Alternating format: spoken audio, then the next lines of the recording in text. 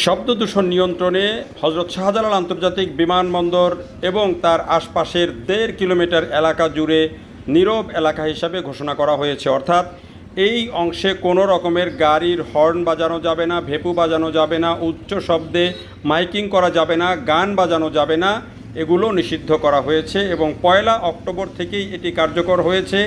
এটি বিমানবন্দর থেকে শুরু করে বিমানবন্দরের সামনের যে সড়ক অর্থাৎ বিমানবন্দর সড়কের জসিমউদ্দিনের পর থেকে অর্থাৎ স্কলাস্টিকা স্কুল থেকে শুরু করে দক্ষিণ দিকে অর্থাৎ ঢাকার দিকে লা মেরিডিয়ান হোটেল পর্যন্ত এই অংশটা পুরাই কিন্তু এখানে নীরব এলাকা হিসাবে ঘোষণা করা হয়েছে।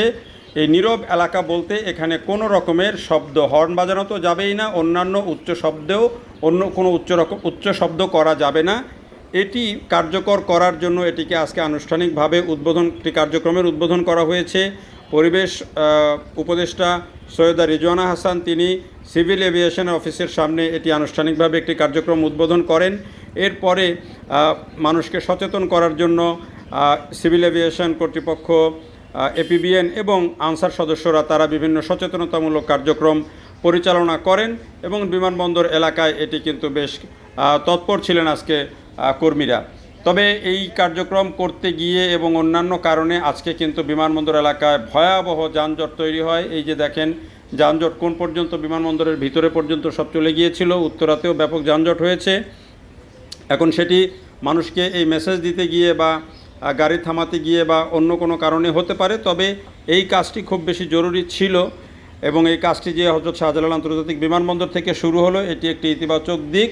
অন্তত দেশের বাইরে থেকে যারা প্রবাসী আমাদের ভাই বোনরা আসবেন বা অন্যরা যারা দেশের বাইরে থেকে যদি কোনো মানুষ আসে তারাও বুঝবে যে না, অন্তত এটি একটি ভালো দিক যে এখানে শব্দ দূষণ নেই, এই এরিয়াটাতে শব্দ দূষণ মুক্ত ঘোষণা করা হয়েছে।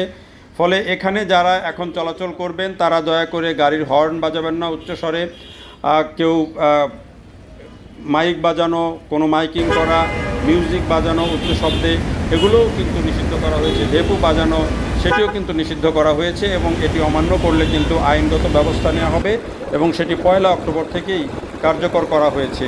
এবং এই আইন মানানোর জন্য কিন্তু 3টি মোবাইল কোর্ট কাজ করছে, 3টি সংস্থার। লা মেরিডিয়ান হোটেলের সামনে পরিবেশ অধিদপ্তরের একটি মোবাইল কোর্ট আছে, বিমানবন্দর গোলচক্করে কিন্তু সিভিল এভিয়েশনের একটি মোবাইল টিম আছে, পাশাপাশি স্কলাস্টিকার সামনে কিন্তু বিআরটি-এর একটি ভ্রাম্যমাণ আদালত আছে। ফলে এই এলাকাতে এই শব্দ দূষণের কাজটি আপনারা করবেন না। বিশেষ করে গাড়ির হর্ন বাজানো একেবারেই বন্ধ থাকবে, যেহেতু এটি নীরব এলাকা ঘোষণা করা হয়েছে। পরিবেশ উপদেষ্টা জানিয়েছেন যে পর্যায়ক্রমে সব এলাকাকেই, ঢাকার বিভিন্ন এলাকাকে নীরব এলাকা হিসাবে ঘোষণা করা হবে।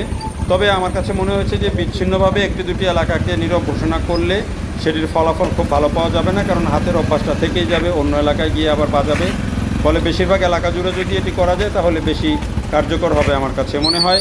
আরেকটা হচ্ছে যে এটি বন্ধ করার সাথে সাথে মানুষকে সাইন অ্যান্ড সিগন্যাল যে নীরব থাকার বা হর্ন না বাজানোর প্রচুর পরিমাণে এখানে অনেক পরিমাণে এগুলো সচেতনতামূলক বিভিন্ন প্ল্যাকার্ড, বিজ্ঞাপন, প্রয়োজনে বিলবোর্ড ব্যবহার করতে হবে।